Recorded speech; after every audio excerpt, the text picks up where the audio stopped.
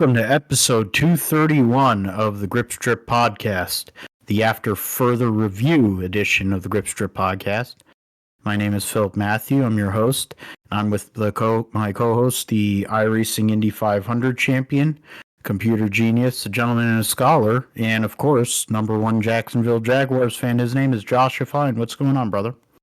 I'm doing good, Phil. Of course, after further review, Lewis Hamilton is indeed the winner of the Belgian Grand Prix, so unexpectedly. So, a lot to go over there, of course, but yeah, we're in the midst of this Olympic break here, so I guess we get to see Team USA get after it here this next couple of weeks, but miss seeing all the NASCAR and all the IndyCar racing on track as well. So, ready to get into it. Yeah, but that means that we're going to talk about NFL, and we're getting closer to the draft in fall brawl. Yet another year. We're on year 17, I believe, of this league now, which is crazy to think. It shows how old I'm getting. But we'll talk about that as the weeks go on. We're also going to talk about the Jaguars and the 49ers and any other news items that come up here. A few weeks left before we have the preseason, getting to the point of where they're going to probably announce 18-game season and move the Super Bowl to President's Day weekend, which would then possibly move the Daytona 500 back another week. But personally, I figure they should just take over on Valentine's Day weekend. Just because it would make more sense. You could get yourself into that whole news cycle and then take the week off and then go out west after that. But that makes sense, so it won't happen. We'll talk about Sir Lewis Hamilton getting win number 105 of his illustrious career after Woody had beat him on track with a one-stop strategy versus what was considered the better two-stop strategy. Russell ends up 1.5 kilos underweight. They blamed it on the not being able to get the tire buildup and a couple other things. But in the end, Mercedes 1-2 is left wanting. Lewis was pretty close up to Woody after he started out the year much better. There's only two drivers that have multiple wins this year. We know one of them, and he has fish lips, and the other one, of course, is Lewis Hamilton. So we'll talk about fish lips. He did his annual power unit penalty gimmick that him and Red Fool like to do. He started 11th after qualifying on pole in a wet session and was only able to get up to 5th. So that shows a few things. We're going to discuss the whole DRS. We're going to discuss one stop versus two stops. And then all the other drivers, all the key drivers there. And then, silly season, a lot going on in silly season as they go into their summer break. Carlos Sainz, after months of speculation and him possibly going to any number of teams, we know where he's going. I don't know what brought him there, but we're going to talk about that. And Sergio Perez still has a job. Tells you how Red Bull driver development is when two drivers that Red Bull rejected are driving at Williams for a guy who used to work at Mercedes, and they're keeping Checo when he's turning into basically Lance Stroll. I don't know how that all works, but that's Red Fool for you. We'll talk. We brought up NFL roundup. We'll have F2 and F3, NHRA, which pretty big for certain favorite driver of mine, even if his wife's a dumb cunt. MotoGP, Moto2 at Silverstone, WRC Rally Finland, and then they made their announcement for 2025. That's also thing too with MotoGP. Certain announcements. One of the rounds will be back, which is close to my heart. And then IMSA Road America, which Ross Chastain is actually going to be in the Michelin Pilot Challenge randomly. I guess he's bored because Ross Chastain's not a road racer, but I think he's spent more time road racing this year than he ever has in his life. I think every chance he's gotten during the NASCAR season, he's jumped in an Xfinity car or a truck. Now he's jumping in a Michelin Pilot Challenge vehicle, all on the heels of the fact that Armando was rumored, based on a crappy website, to be leaving as co-owner of Trackhouse. But then Justin Marks comes out and says that it's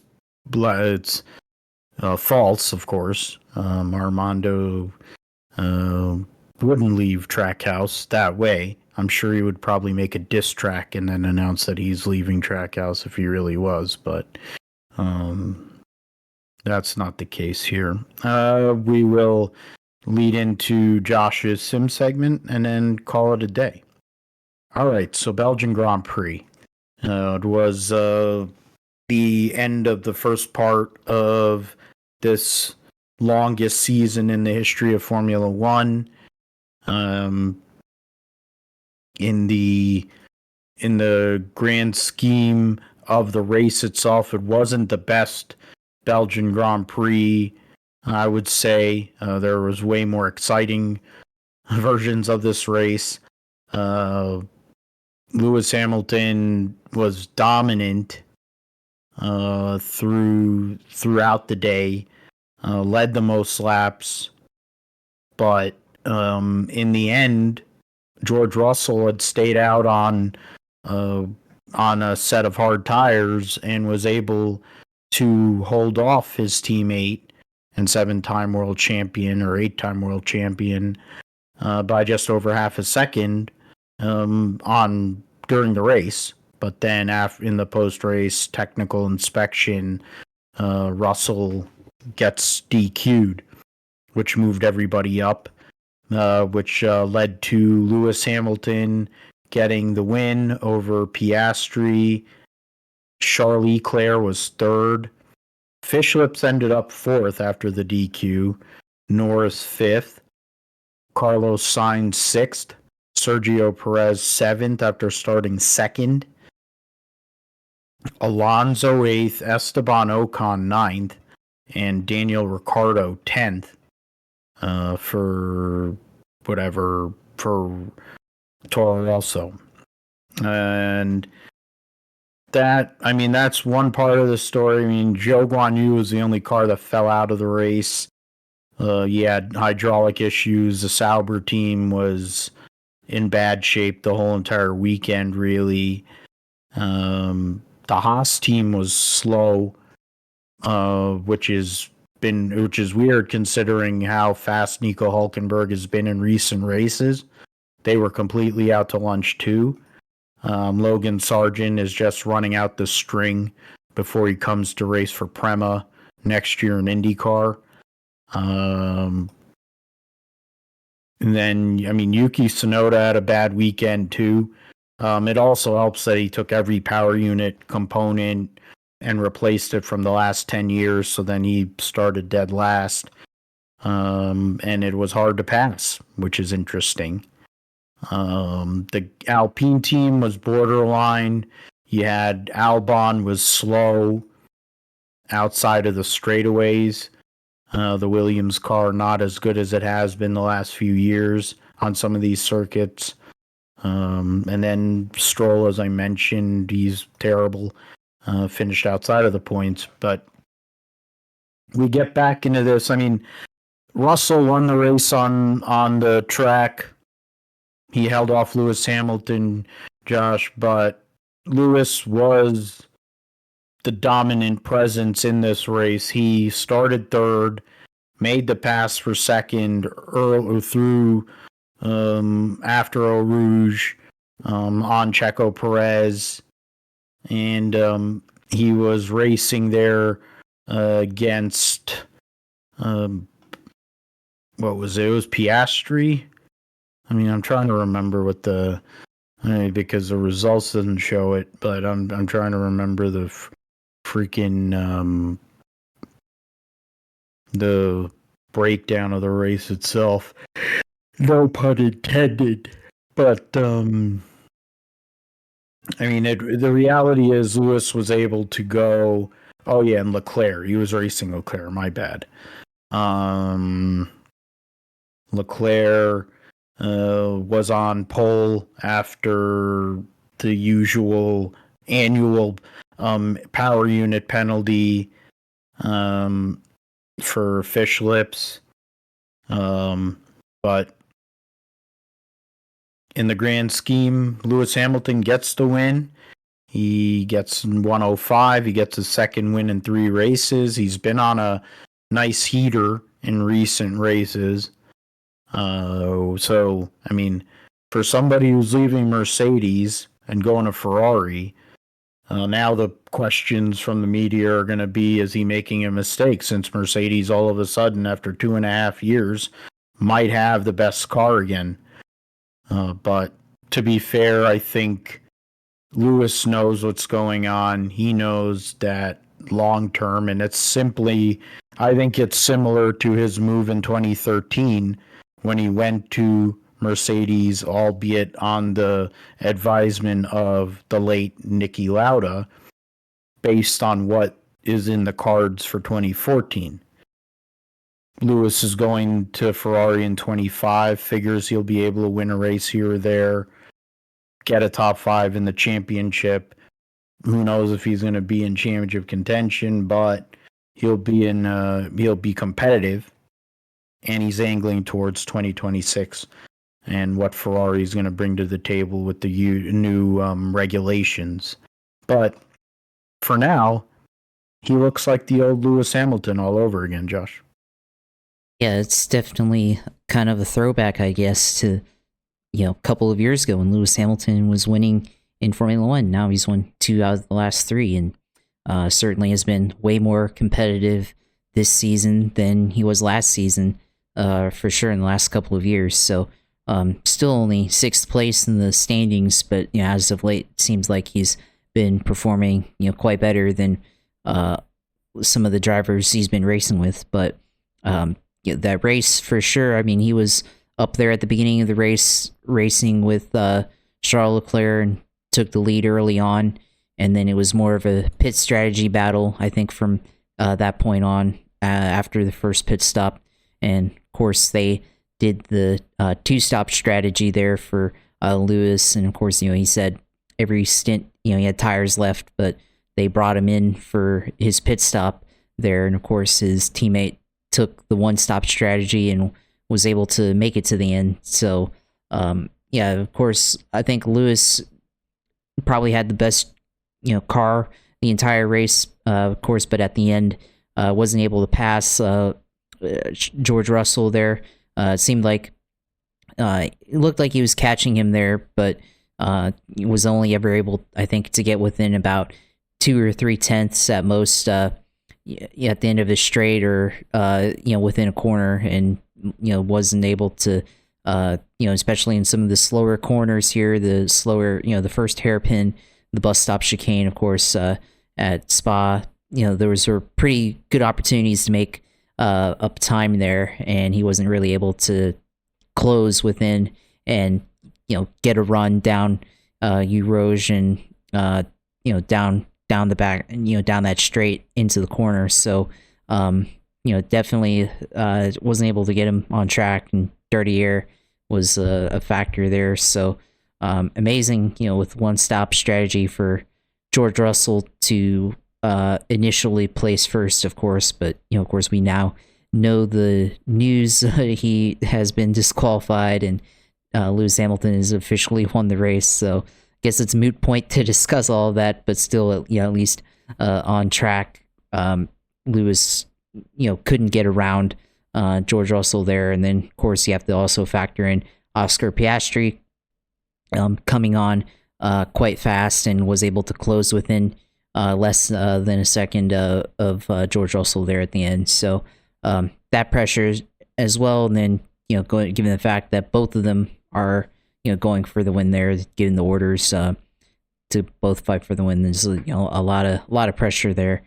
So yeah, Lewis gets the win here, and you talk about like, is it the right decision to leave for Ferrari, given how Ferrari's been looking lately, and given how Mercedes been looking right now. I mean, it's tough to say, but I think it's probably the right decision for the future, like you said. Definitely with new regulations coming on, especially you wonder about that. And then I think also just the not just the new regulations, but next year's car as well, the development there. Who knows where they're going to be at? Could Ferrari come out better than they were this year, next year? Mercedes, what their car, obviously they've made a lot of improvements, but so can everybody else. Red Bull, of course, has been dominant. Now they're not looking as dominant, but perhaps next year Red Bull figures something out and they're able to get back to their dominance. So there's a lot on the table there, but yeah, I think I agree with you there. The right move for the future for Lewis is to move on to go close out his career most likely at Ferrari.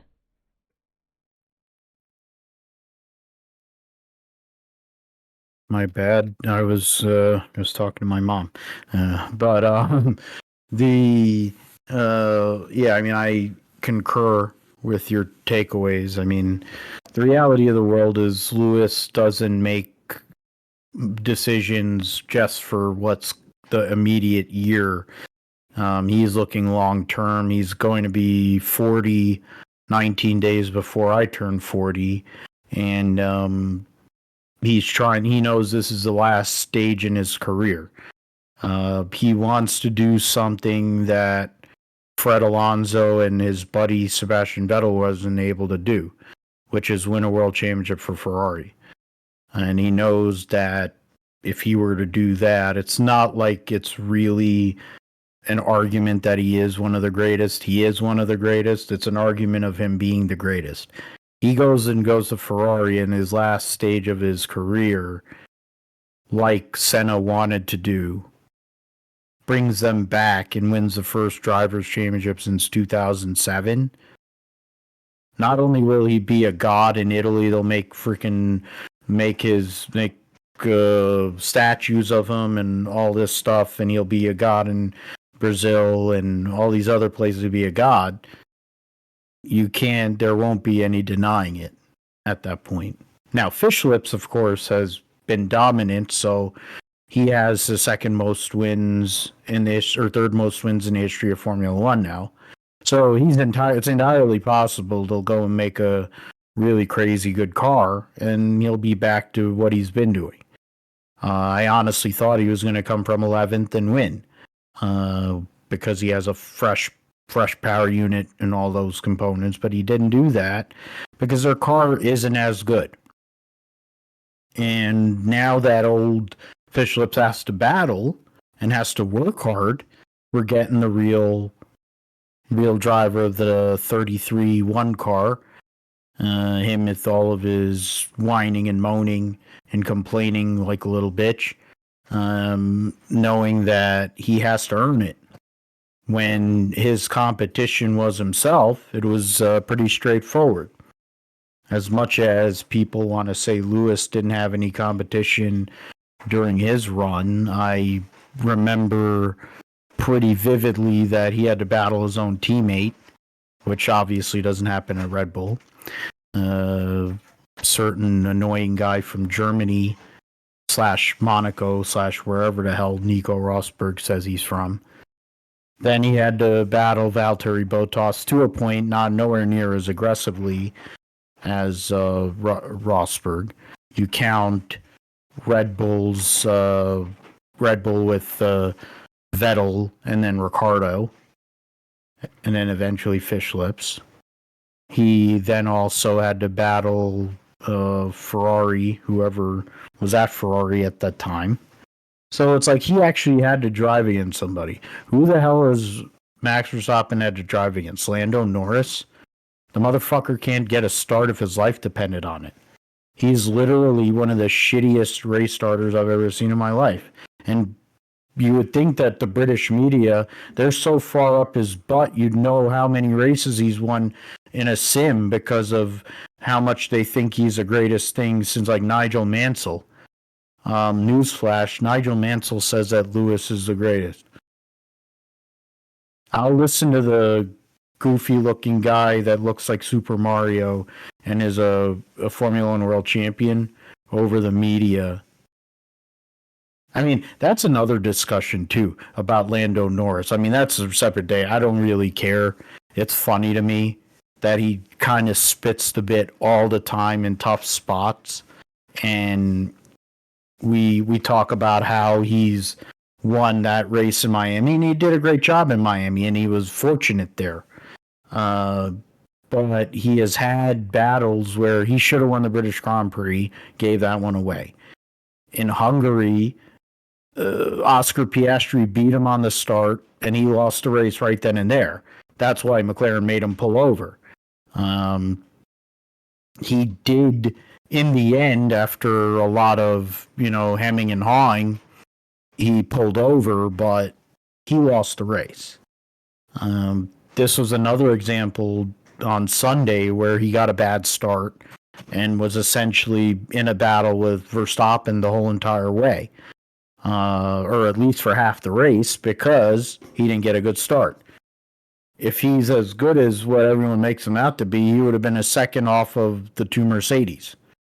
Instead, the guy who Alpine thought was going to be their guy in McLaren, talking about how they go through and get into controversy with contracts, the guy they picked up, the guy who could probably be the next Australian world champion, the first Australian world champion since Alan Jones, he went up there and he raced and was able to use fresh tires to his advantage to get all the way up to within a second and a half. And I mean, Piastri now, I think Piastri, they would always say he didn't have the race craft. They would say that Lando had the race craft. But then I would say that he was not as good in qualifying, and yes, his racecraft could improve. Now he's figuring out the race craft, and he's getting better in qualifying, which is a problem for everybody. I don't think he's done winning races this year. I have a harder time believing Lando is going to be winning a lot, even with the best car. Because he can't get a start. I mean, he's a day late and dollar short every freaking race.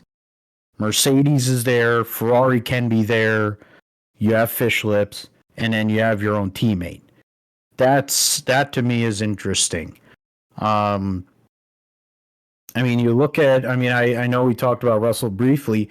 He made that call, and Mercedes let it go.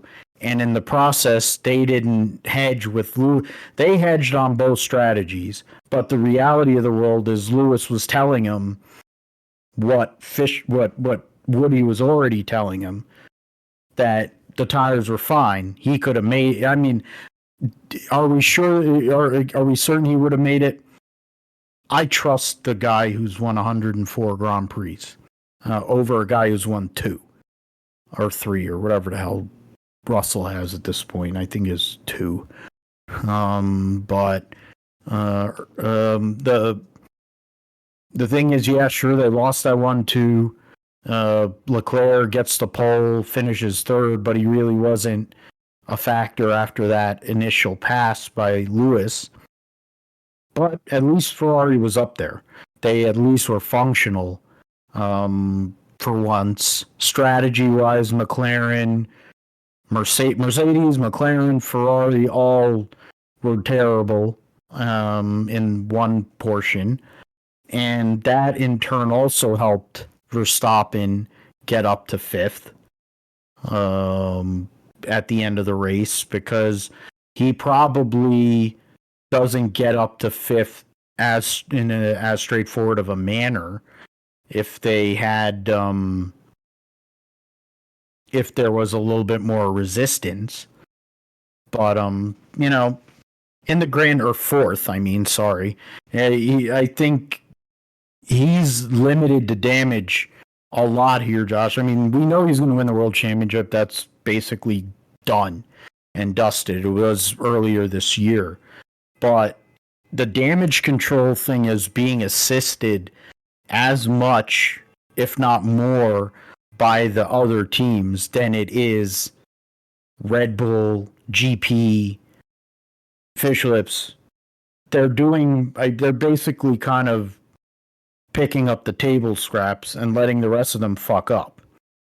The curiosity I have, it won't happen, and he'll win the Dutch Grand Prix. I'm just going to keep on picking him. I just will do that. I don't, until further notice, I'll always pick that loser. But the fact of the matter is, and it's his home race, so they'll probably put some motor, put some shit on there so that he'll be 3 seconds faster.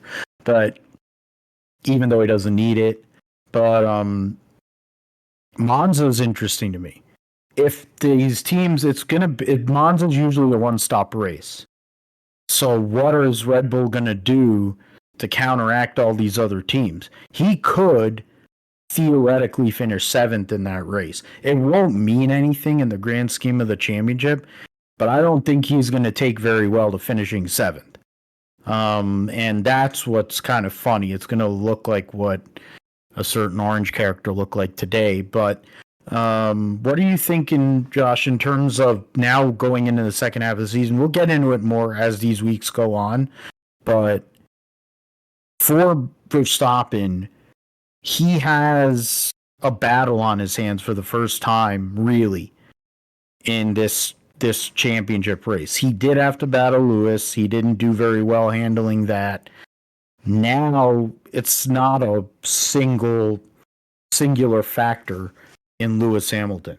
Yes, Lewis is there, but you can count the McLaren drivers, can count the Ferrari drivers, and you can count and Woody as well. So, I mean, he has to, and he's doing it on his own because the other car is useless.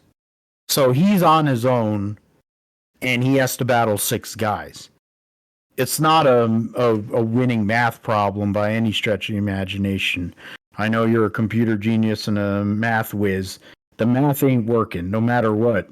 I'm an English guy, but the math ain't working so well for old Maxi boy.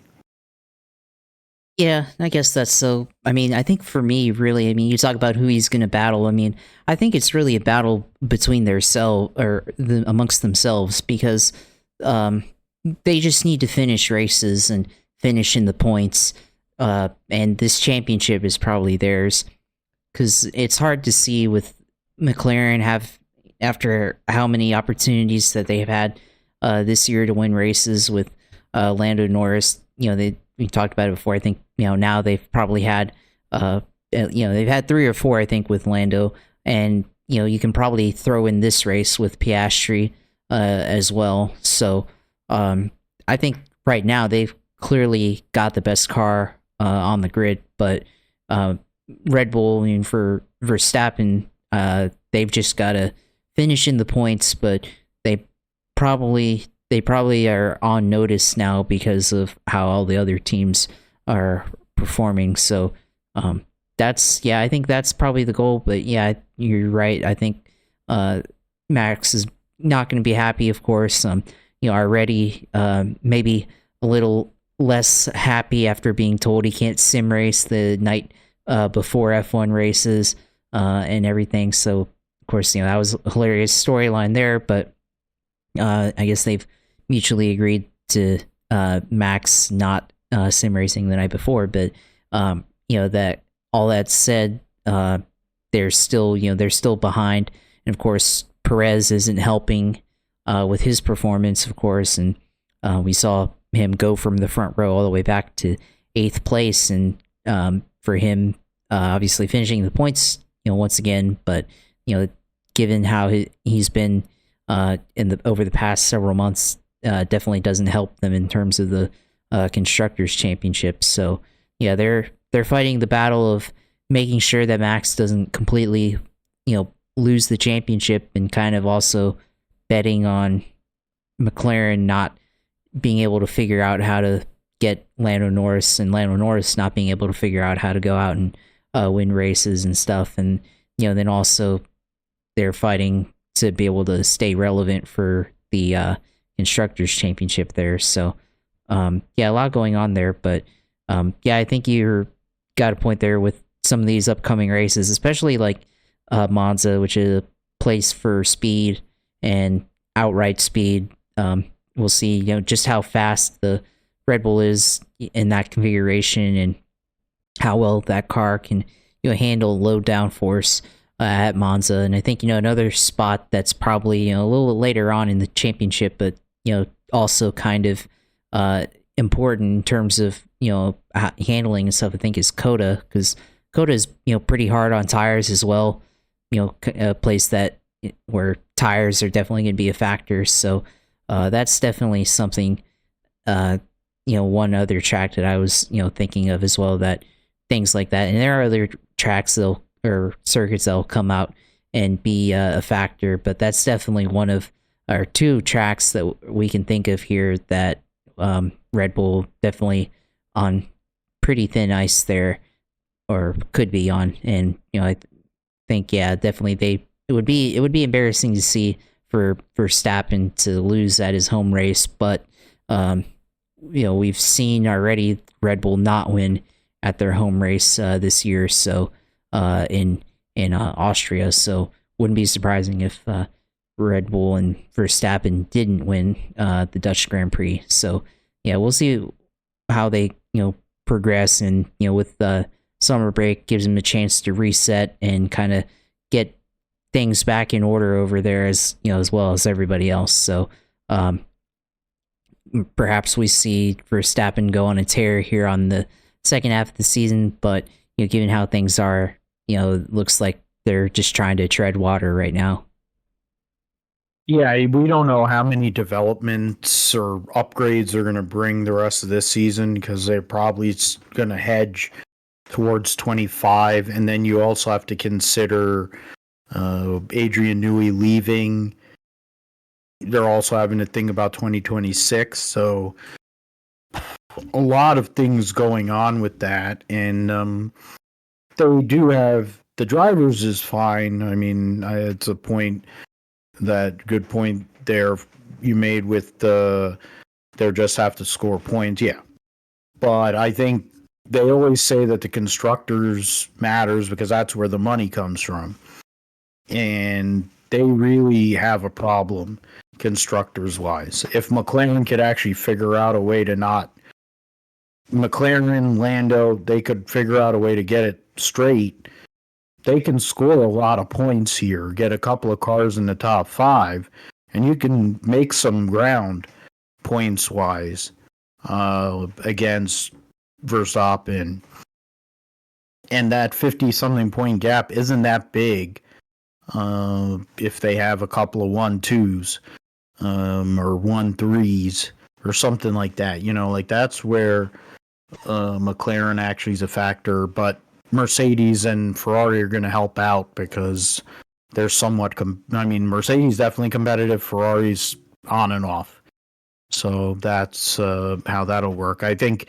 It's interesting. They'll have the Dutch Grand Prix and Monza back to back, but then you have 2 consecutive street course races. Azerbaijan, which is a longer circuit, and then they'll have Singapore. And the street circuits, yeah, you saw McLaren was able to do pretty well, of course, in Miami, and then at Monaco, Ferrari qualified well. So, you have to look at that, and in Vegas is another one, and that's more of a long, fast circuit. So, interesting few of these Grand Prix coming up that could give Red Bull a little bit more trouble than we may have thought. The points in right now in the Formula One World Championship. We'll see if they actually do have them. Yes, they do. Norris is 78 points behind Verstappen right now, and Norris is 22 points ahead of Leclerc. 32 points ahead of Piastri.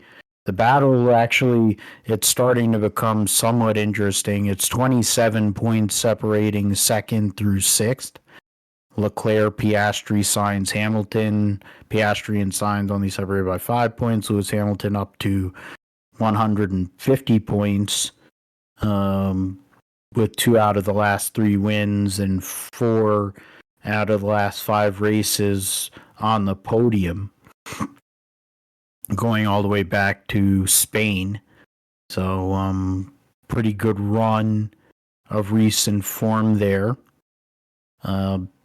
Perez is in 7th. If Russell actually gets the win, he would have been ahead of Lewis, but him and Lewis would have been pretty close. Alonso and then Stroll has got a battle with Hulkenberg and Tsunoda for 10th in points there. So in the teams, Red Bull is 42 points ahead of McLaren, and McLaren has outscored Red Bull for every race since, for the last 4 rounds, they've outscored Red Bull.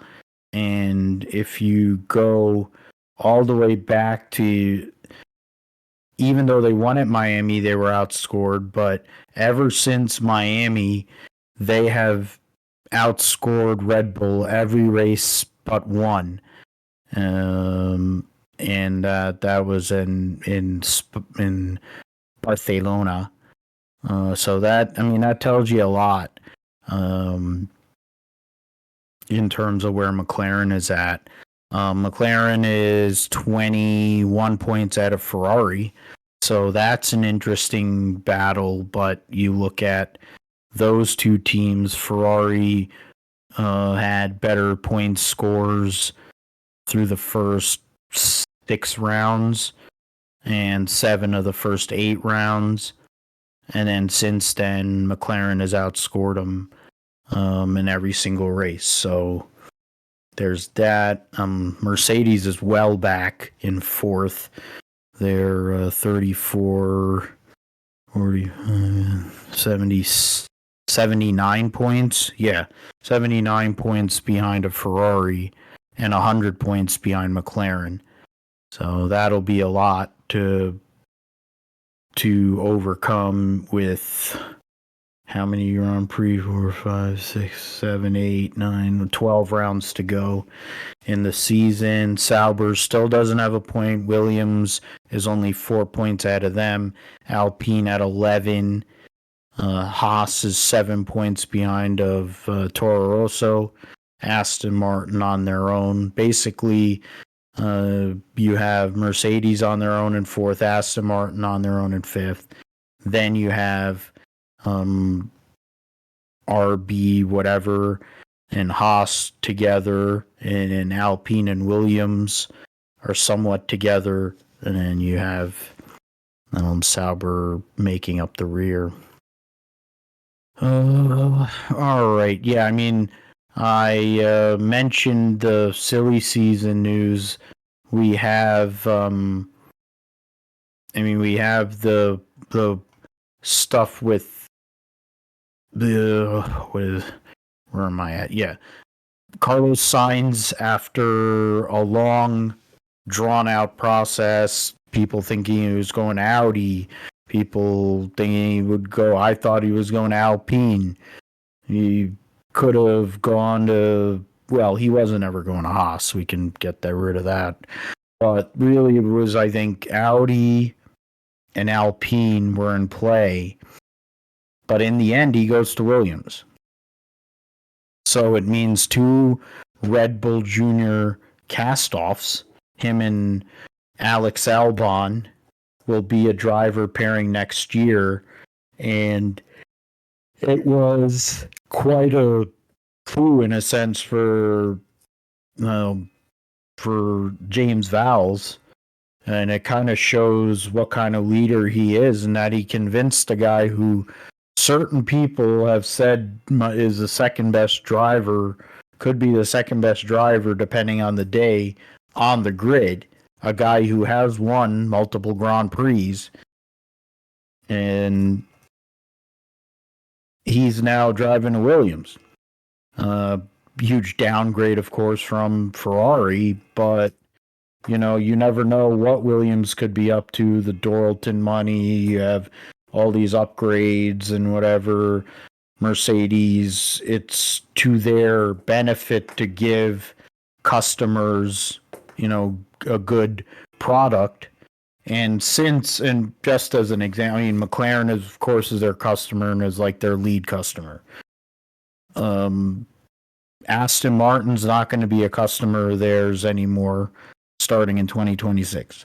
So that means Williams, they're looking towards 2026, but they're probably going to make some changes so that the car is a little more competitive since they have two good drivers for next year. But they're really looking at 26. And similar to what Lewis is doing with Ferrari, it's Carlos Sainz hedging and saying, hey, classic team, they've been terrible for a long time. If I can go over there and win and do well, it speaks great of me as a driver. And it's not like a full-on brand new program like the Audi program would be. There's a lot of turmoil going on. They've changed a bunch of lead people recently too. So, and Alpine's the same thing. They don't know if they're going to be in Formula One. They just changed their team principal to the guy who ran High Tech, who's connected to Egghead's dad and Egghead. So, there's a possibility that Egghead could make a reappearance somehow or another. So that neither of those, the most stable option essentially is Williams. Who would have thought that a couple of years ago? But what were your initial takeaways, Josh, when you heard that Carlos Sainz has signed a multi-year deal to drive for Williams, a team that, as we just mentioned a couple minutes ago, is 9th in the Constructors' Championship at the moment? Well, I don't know, man. I think it's a huge downgrade for sure from Ferrari. Definitely going to be a lot of fighting for 15th probably on the grid. So, with maybe the occasional chance at possibly getting a single points finish, throughout the year. So, finishing 10th, that's probably the best prospects he has now at any race, probably for the near future next year. But I guess perhaps hedging his bets that they're going to make massive improvements over the next couple of years, and that by the time his contract probably will be up for renewal, they'll be a contender. So that's an interesting decision, but it's also probably the best chance he had at something on the grid. So I've been saying all year that he should just go sign for Mercedes right now, but obviously they want to go younger, and he's already close to 30. He'll be 30 here on September 1, so a month away from his 30th birthday here. So by the time he gets to the point where they're competitive, he'll be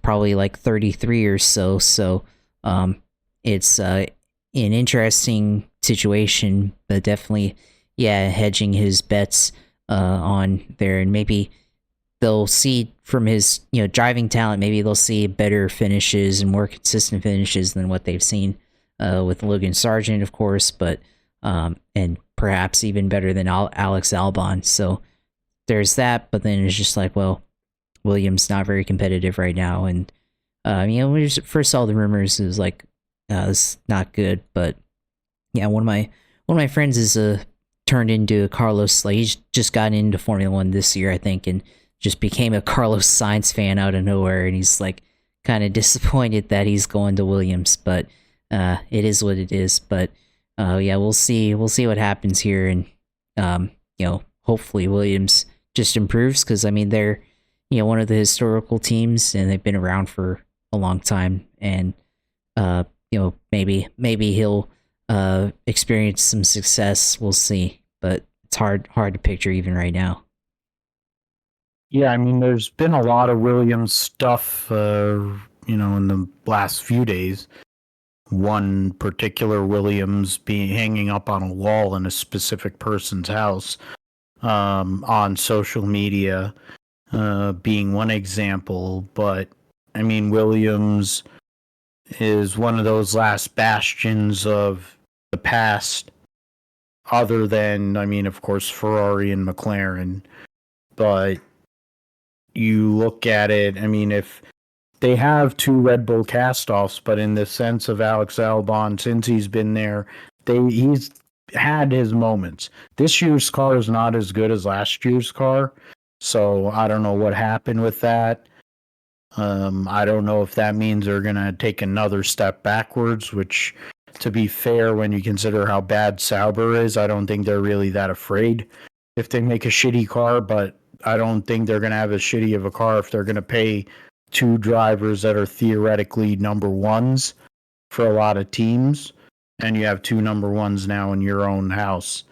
One rumor that was wild, that seems crazy, but it may not be as far-fetched as Adrian Newey, since he's leaving Red Bull, going back to Williams as his last thing he does in Formula One. Of course, famously was their designer in the 90s, when they were winning world championships and races left and right, with the likes of Mansell, Prost, and Hill and Villeneuve, or Jacques Villeneuve. But I think everyone's thinking he's going to go to Stroll F1, but I mean, to me, if you're Adrian Newey, do you want to work for Lawrence Stroll and know that you only really have one car, or do you want to go to a team that actually has two drivers that can compete with a team principal that actually has a clue? I don't know. We'll see what happens with that. That was one piece that I saw, and then, of course, the Andrea Kimi Antonelli thing, where it's essentially a foregone conclusion that he's gonna be the guy. It's just that he has to get the number of points, or put himself in position to get the number of super license points, and he'll probably be Woody's teammate. There's also on the socials with fish lips that Mercedes continues to chase him, and I have a hard time believing that he would leave Red Bull, because he's Teflon in there. You have people between One-Eyed Marco and Karen Horner that'll basically coddle him. GP handles him better than probably Kelly does, and I mean, you what is in it for him to go and leave, other than money? I mean, really. It's his team. It's built around him. They build a car for him. All this stuff.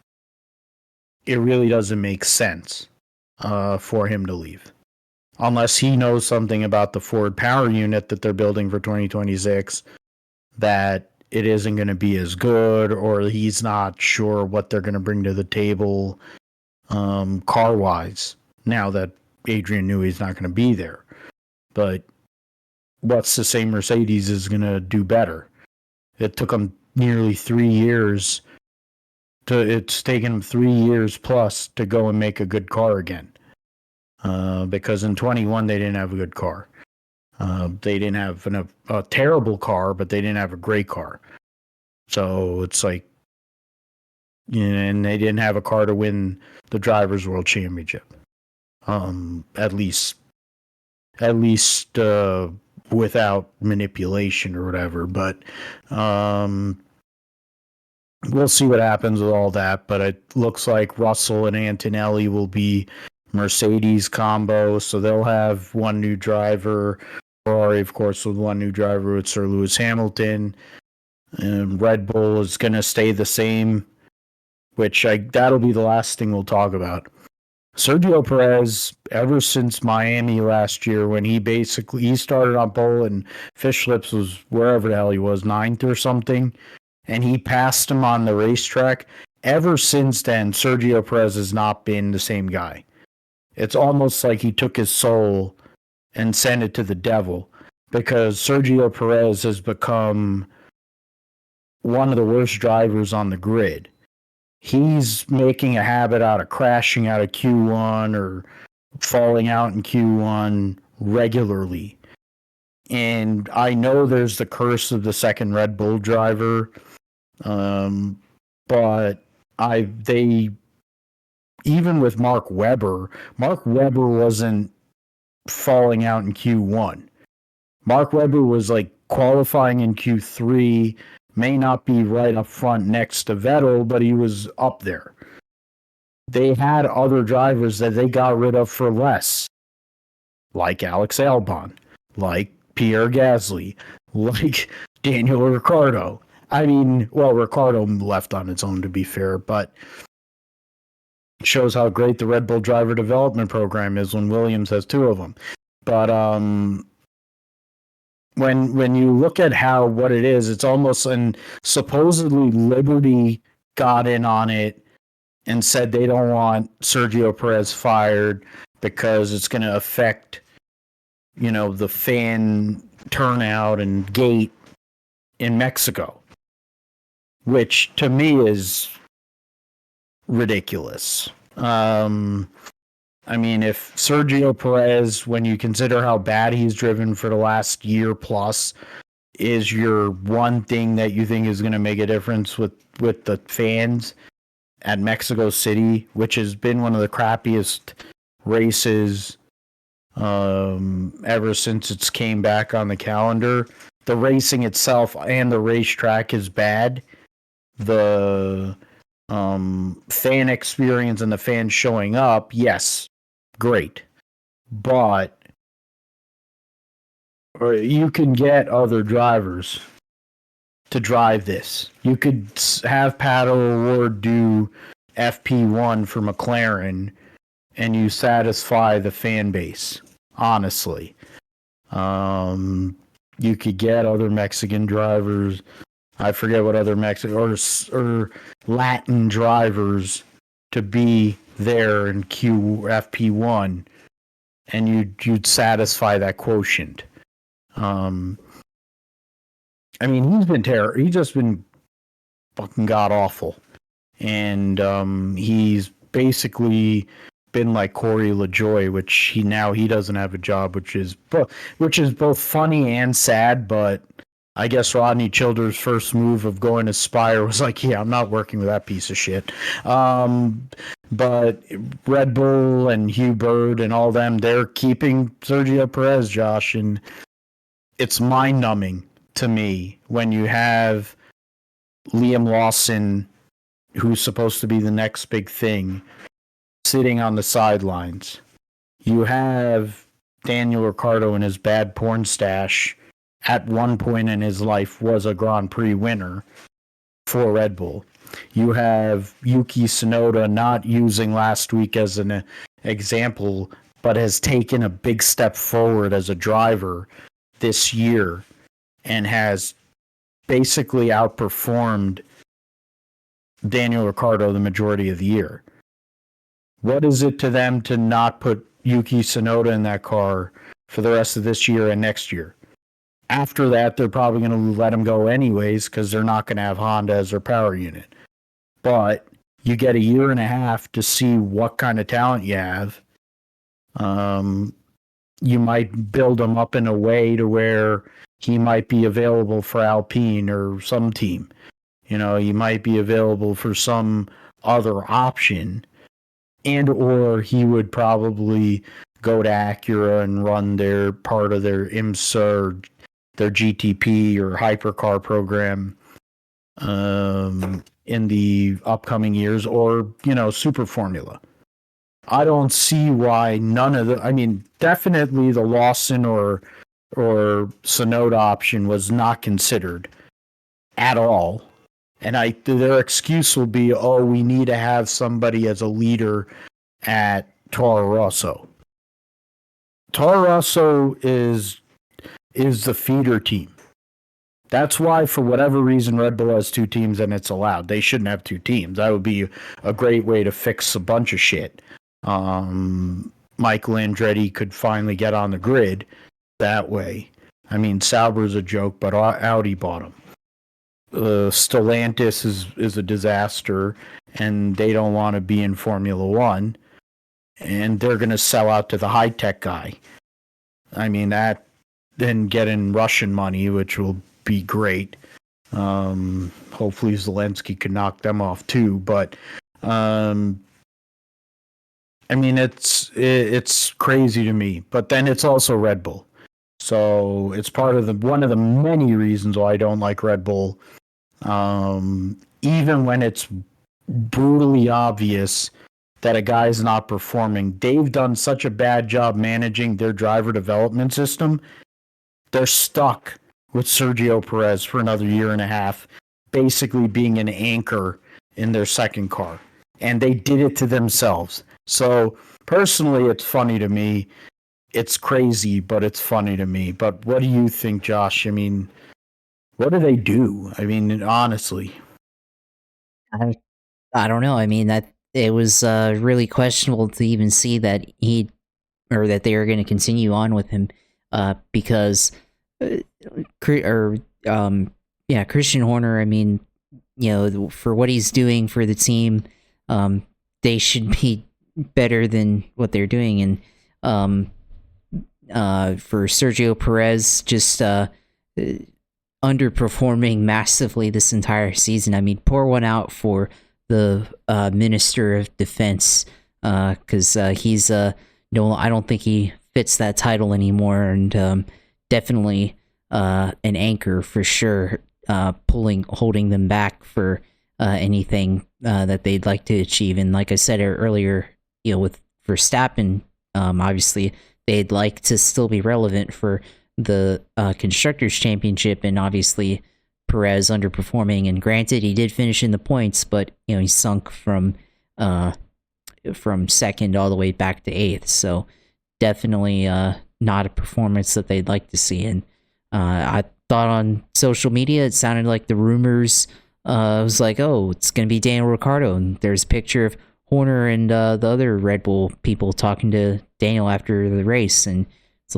looking like, oh, Daniel, we want you to be the guy for the rest of the season. And he matched up well with Max Verstappen, his teammates, and all that stuff. But then the announcement that Perez is staying is it's crazy. Like, well, he survives and has survived getting fired. So now the rest of the year he's got to go out and perform, because if he continues to sink like he has been for the majority of this season, it's going to make Red Bull look bad, and obviously rethink their decision to keep him in at some point. And I mean, at the end of the day, they're going to have to figure out somebody beyond however many races he's left in this car, whether that's after Dutch Grand Prix, if they're like, oh, we made a mistake, you're out, and or something, or if it's at the end of his contract, they've got to put somebody in there. And I don't know if Yuki Tsunoda is ready yet.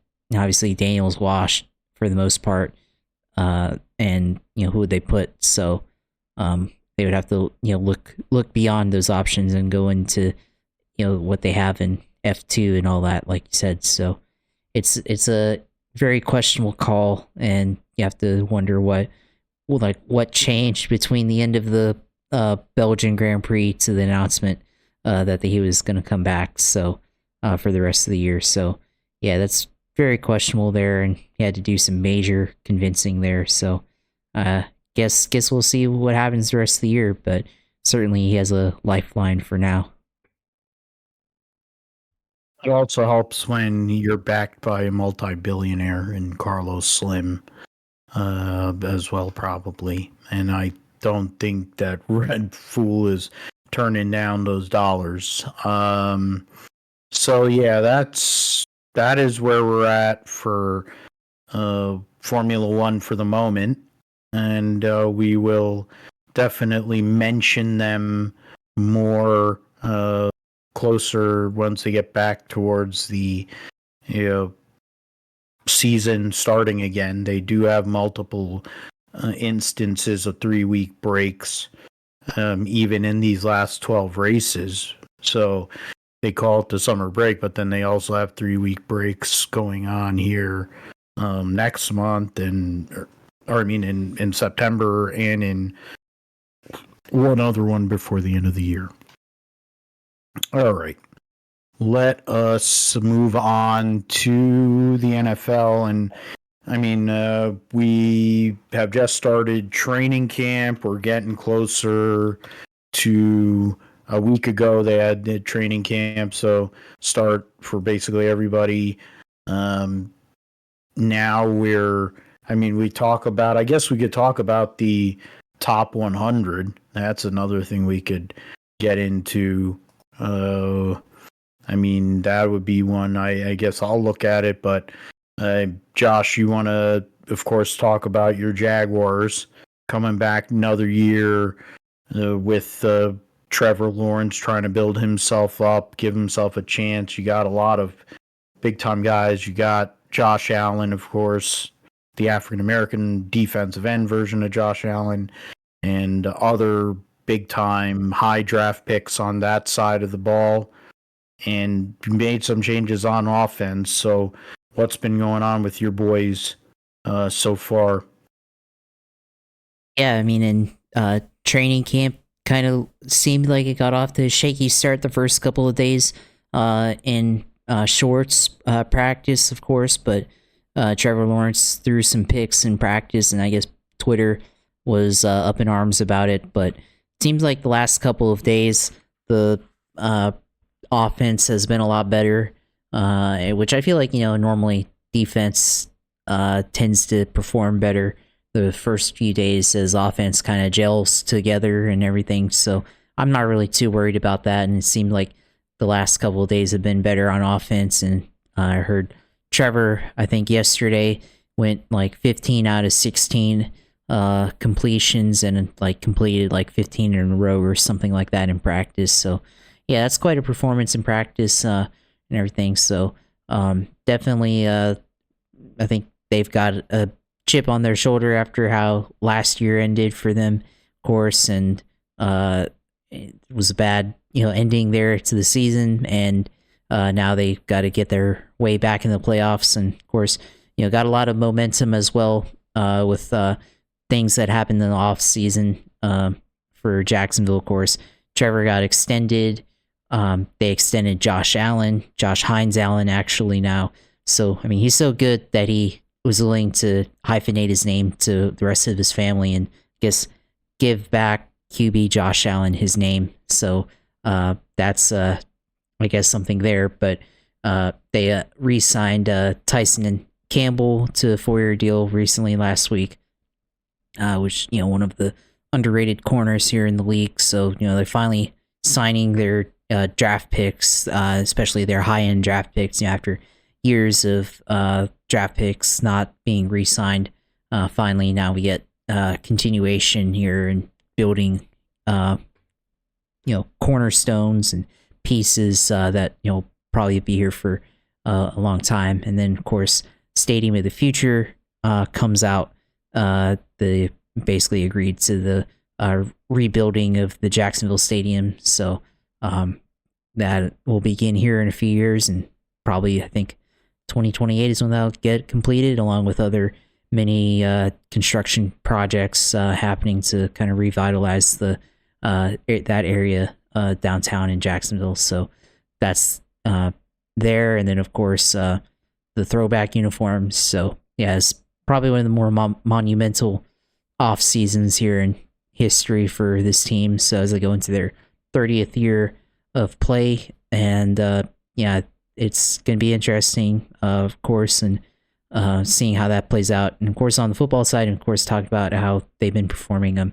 Looking forward to seeing how Gabe Davis from the Bills and Brian Thomas Jr. Integrate into this offense, and seeing the progression and growth of those two players. Brian Thomas, of course, rookie, first round pick in the mid 20s there, but has a lot of speed potential to open up the offense, of course, with vertical routes, and we'll see if he can continue to add to his game and get into some of the more technical route concepts in the route tree there. So we'll see how he performs.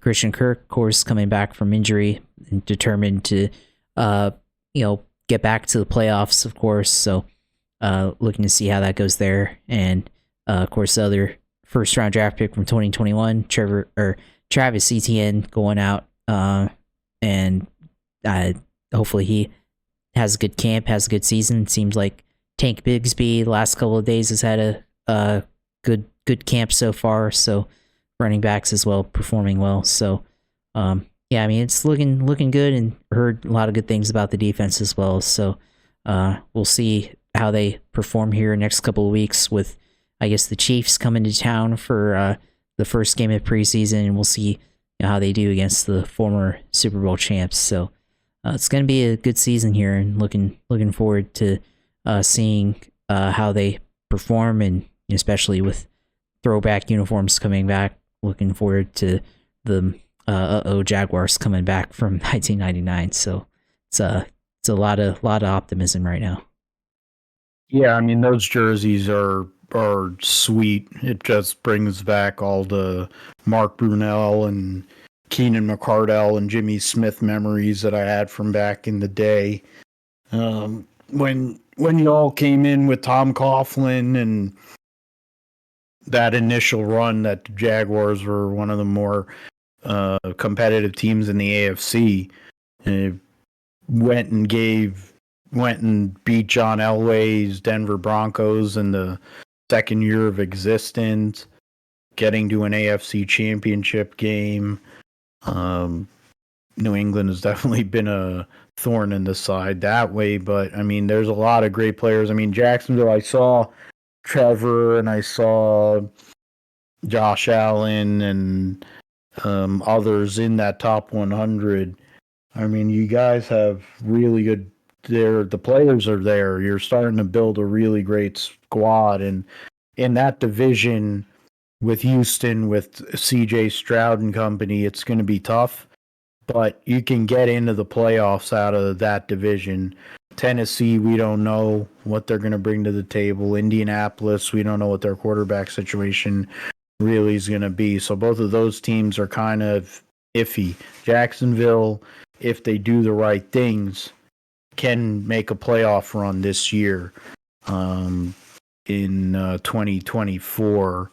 I mean, it's something that we have to go and look at for sure. For me and in general with the 49ers, the training camp so far has been pretty solid. Nothing crazy outside of Brandon Ayuk going out there and asking for a trade, since somebody on the 49ers has to ask for a trade in training camp every year.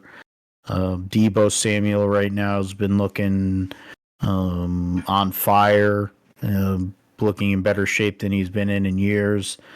And a couple of the guys in CMC who should have been the MVP last year, and Trent Williams, are part of the 99 club in Madden. Trent Williams wants a new contract because, of course, when you are the best tackle and basically the only reason that offensive line functions, yeah, you kind of deserve it. Probably. I mean, he is a first ballot Hall of Famer. Legitimately the best offensive tackle in the league, and it's not really much of a discussion. I mean, people in Philly want to talk about Lane Johnson. There might be some. No, it's Trent Williams. So you have that. Right now, when it comes to the Niners roster, you got Brock Purdy talking about a lot of the progression he's done during the off season, building more muscle, going and working on his throwing motion, get a little more zip, which, I mean, he has good zip on his ball anyway, but he's able to, his technique and form somehow or another is getting better. And then he's getting more familiar with his guys. And you add Ricky Pearsall to that mix, the number 1 draft pick of the Niners this year. And he's a fast, real shifty guy. You add him to this mix with the guys they have on offense, and it's really insane. The defense is, you have the linebacker duo of Warner and Greenlaw. Fred Warner being the number 11 player in the top 100, which is huge. You have Nicholas John Bosa dropped a lot, but still, it's Nicholas John Bosa, absolute freak. They brought in Leonard Floyd to be a solid presence on the other side. So now that Bosa can get more one-on-ones. The defensive line, they keep on solidifying that thing. They've been trying to cover for that secondary, but you have Talanoa Hufanga coming back off of his injury. You have Mooney Ward, who's one of the best corners in the league. You have Jair Brown, who's making progress in his career at the safety.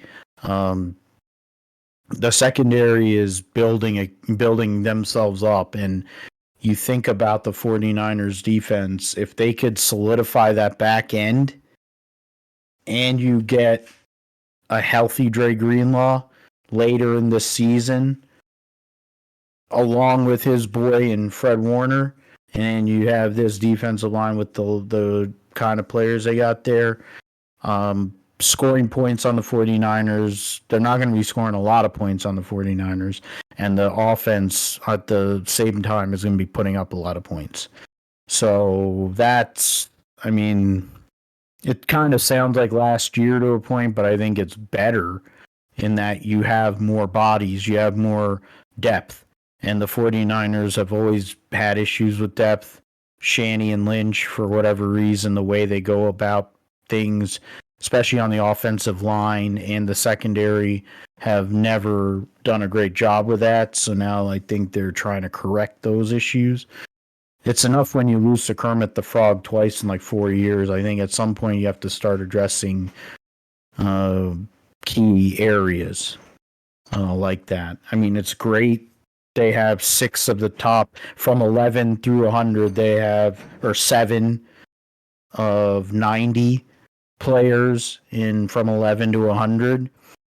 But the reality of the world is you can't win in the NFL with just 7 players.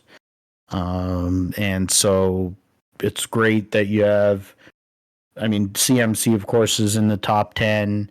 Trent Williams is in the top 10. So that means I'll have 9 at least. GK got in at number 14. The only tight end I would assume that's ahead of him is Taylor Swift's boyfriend. But they have the players, they have the pieces in place. You have to get the job done, though. And 49ers, though, sans, knock on wood, with the injury bug going and this offense with Brock Purdy at the helm in his last year before he gets his extension, he starts getting paid like $50 million a year. The run to New Orleans is absolute necessity. and to get there and win like they did back in Super Bowl 1988 or 89, whichever one it was, when they baptized John Elway's Denver Broncos 55-10.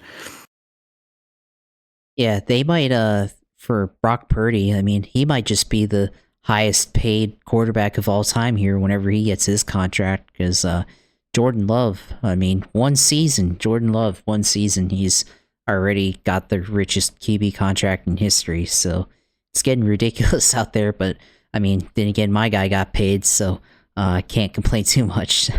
I think at the end of the day, if you're a quarterback that shows any semblance of potential and or can throw a forward pass consistently, that basically means that you're going to get $45 million a year, because NFL owners are all billionaires and they play with monopoly money. And I think also the way they write these contracts, yeah, they come up with the big numbers, but these deals aren't that long. They're saying like 5-year deals. They're really like 3-year deals with options, whatever. They're doing all kinds of machinations around the cap. I'm curious as to what Brock will do. Will he go the route of Brady, give a discount to a point, and do a lot of endorsements, a la here being in Jersey with Jalen Brunson, taking a discount when he could have gotten a Supermax next year, taking a discount knowing he's going to get shit tons of endorsements, being in New York and being the lead dog on the Knicks. I mean, that's an option. Brock, of course, being the last pick in the draft, $900K, $700, or whatever the hell it is he's making. It's not like he's hurting for money anyways. Does he play that game knowing that he wants to keep his team together? It's possible. It's more possible with him than I think with a lot of these other guys. I think in Jordan Love's case, Green Bay was willing to pay him, and he's not going to say no. I mean, fucking Aaron wants him to buy his house, literally right after he got that contract. And in terms of Jacksonville, the amount of issues you guys have had over the years at the quarterback position, no matter how bad do you have bad Trevor, good Trevor, the guy has the potential and ability to at least be there for a long time. So yes, you have to lock that up. I mean, there's a lot of hemming and hawing on the quarter. The reality is, whether you've done anything or much of anything, if you can show some semblance of ability, since the drop off from number 1 to number 2 these days at the quarterback position is so extreme. That's really where this money thing, and the fact that all these owners have like money to burn, that really drives the quarterback market, and the way that this league now basically has made throwing the football like an arcade game, and they're not paying running backs anymore. So it's like that's those things really are playing into it. It makes fantasy football interesting, especially if you have some interesting stat adjustments, like in my league where we have yard bonuses, which usually are hit these days. So now I'm going to have to affect changes to that. And then 6 points for touchdowns.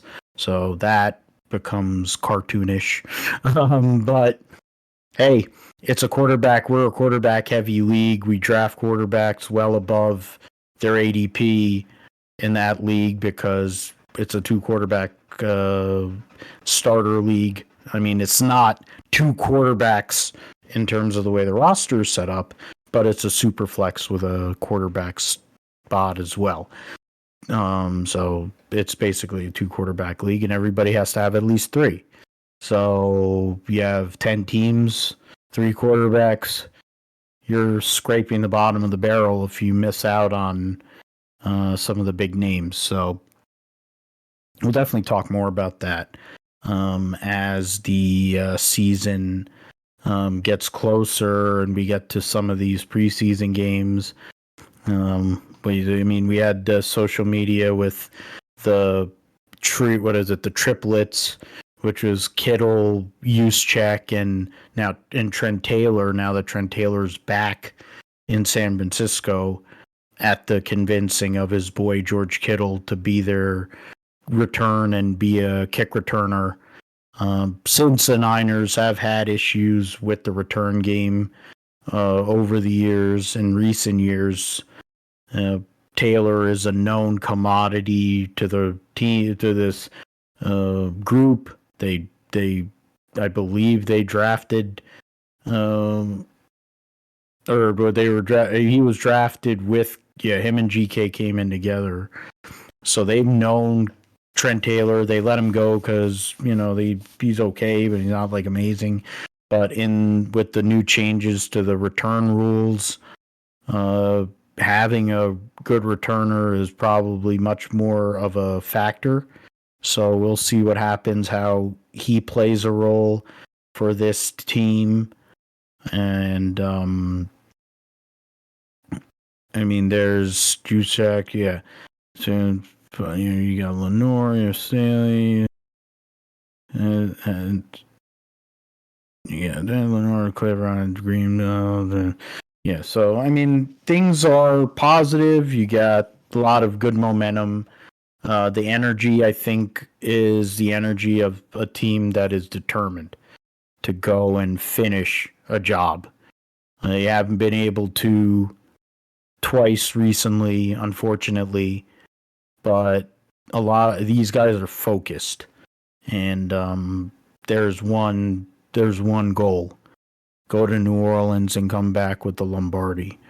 And if that happens, I'm probably not going to be able to function for a week, but that'll be fine.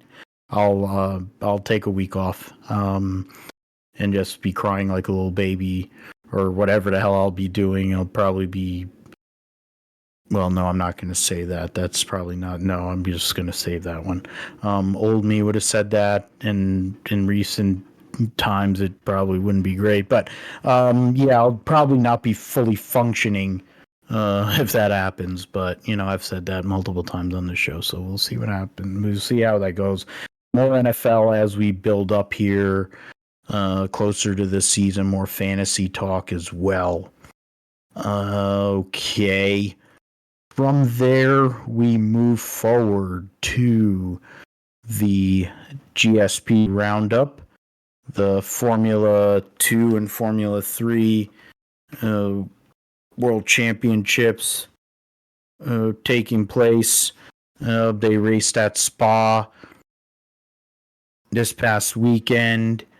And they will have their break before the last couple of rounds at Monza for their championship, or last couple of races. We will go to the results at Spa. The sprint race winner was Dino Beganovic, and then Callum Voisin was the winner of the feature. In the sprint race, Beganovic over his teammate Gabriele Mini, and Leon, the podium. Tramnitz, Sebastian Montoya getting a top 5. Gotha, Voisin, Ramos, Fornaroli, and Lawrence Van Hoopen round out the top 10. I'm looking through Stencher, Flourish, actually in the top 20. Wow. Forget that. And then in the feature race, Voisin over Sebastian Montoya, Luca Fornaroli round out the podium, Leon Megatuniff, Luke Browning, Max Easterson getting points. Wow. Ramos, Tramnitz, and Dunn rounding out the point scorers there. The standings heading into the final round of the season: Luca Fornaroli a point ahead of Gabriele Mini, and Luke Browning is 6 points behind Fornaroli. So, I mean, you consider that I think in the sprint, 28, so Voisin, so I think the maximum you can get is for the pole and for the fastest lap and whatever, you can get up to 28 points in a feature race, because that's what he got after his win. The last three, basically Voisin woke up here in the last 3 rounds. He scored 32 points at Spa, and he had 22 and 13 leading up to that. So, we go. So those are the top 3. Arvin Lindblad, 16 points back. Daniel Bogdanovic is 29 points back. Mansell is 32 points back in 6th. And 35 points is Gotha. So that's where, I think because you have 10 points for the winner, if you get a fastest lap, you get a point there. So you have, so that's 11 and then 28 and 30, 39 points. So if you're 39, I think basically if you're 40 points out, you could still have a puncher's chance, I guess. Basically anybody from Gotha up as of now still mathematically in there. Top 3, Fornaroli, Mini, and Browning are the real contenders for the championship. And Max Easterson right now 21st in points with 11. First points he scored since the opening sprint race at Sakir. So good to see that heading into this break. Sebastian Montoya, with his best weekend so far, moves up to 15th in points. Right now is 27 points out of the top 10, and 14 points out of 12. So we'll see what happens there. In F2, the results at Spa saw Zach O'Sullivan win the sprint race and Isaac Hadjar win the feature. In the sprint, Zach O'Sullivan over Dennis Hauger and Richard Vachor. They only ran 5 laps in that race, so it was affected by rain. Zane Maloney, Jack Crawford, Andrea Kimi Antonelli, Bierman, Franco Colapinto, Isaac Hadjar, Gabriel Bortoletto, rounding out the top 10. Then in the feature race, Isaac Hadjar over Gabriel Bortoletto, Jack Crawford, Zach O'Sullivan, Richard Vachor, then Maloney, Ryoma Miata, Cordial, Antonelli, Dirksen round out the top 10. Juan Manuel Correa just outside of the points at the track that almost took his life. Kushmini, the last classified runner there. The standings heading into the break for them.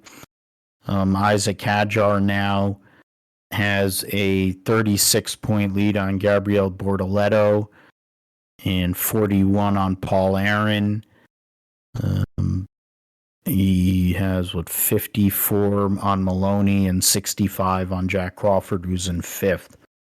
So there's still time to go in their season. You still have 4 rounds to go in their championship. You have Monza, then a couple weeks in Baku, and then they have a huge break until back-to-back races at Qatar and Abu Dhabi to end the year. So Isaac Hadjar in a good position, another Red Bull development driver who they'll probably go and fuck up. But 3 feature race victories for him, or 4 actually. so far, and he's been really good in the feature race, scoring points. Sprints have been okay, but really he's done his work in the feature race, hence why he has such a huge points lead. Moving on to NHRA, they were at Sonoroma last weekend, and that was a good weekend, the Denso NHRA Sonoma Nationals, and it was a big weekend, especially in the pro stock motorcycle category for Matt Smith. He was able to go and beat Gage Herrera in the duel, the clash, whatever the hell they call it. Their specialty event, destroyed him, and then went out there and just really put a whooping on the field. The whole weekend there in pro stock motorcycle, he ran the low ET 670. I don't know, it says low ET, but he ran a 668, so I don't know how the hell does it say low ET 670.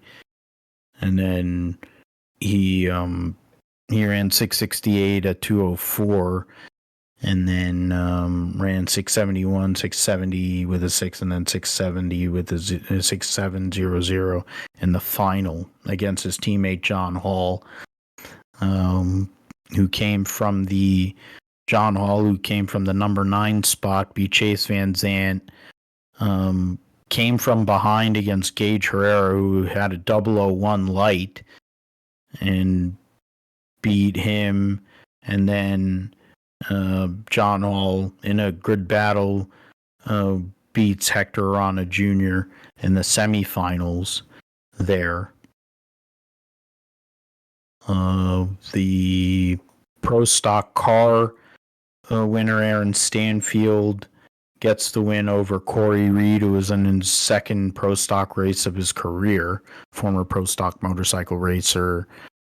His mom and dad are both big time racers and pro mod and in the sportsman categories.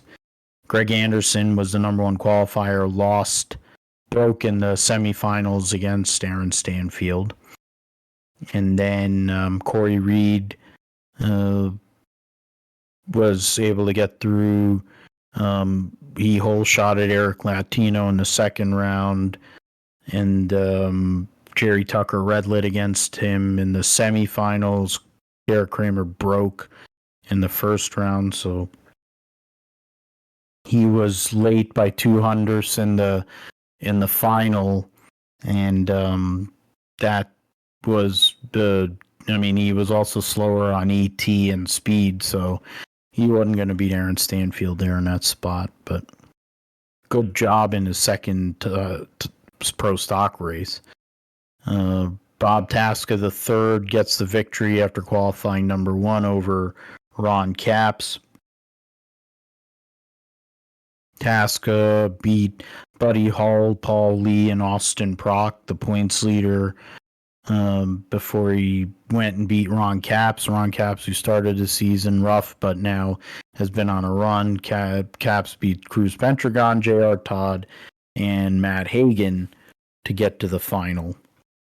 And then in Top Fuel, mentioned a certain Anthony Wayne Stewart was able to make a run from the number 11 spot, no less. Beat Sean Langdon, who had problems in the first round. Then basically matched lights with Justin Ashley. He also had problems in his run. And then Ron August was 2 hours late on his light, but both Stewart and August had engine issues, but Stewart was able to hold on. Ron August beat Doug Coletta in the first round as the number 14 qualifier, then got a bye into the semifinal. Tony Stewart gave himself a chance, made the light against Antron Brown, but had the slower ET and speed there. Antron Brown ran 3:34 against Brittany Force in the semis. He was on the number 7 spot to start the day, beat Sean Reed, his buddy Steve Torrance.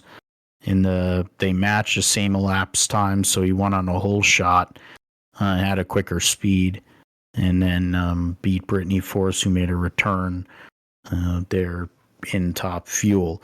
Standings heading into the race at Brainerd. Coletta has a 125-point lead over his teammate Sean Langdon, 150 on Steve Torrance, 158 on Justin Ashley, and 159 on Antron Brown. Tony Stewart stays in 9th. Brittany Force stays in 10th. She's now 78 points out of Josh Hart. And she's 73 points behind Tony Stewart.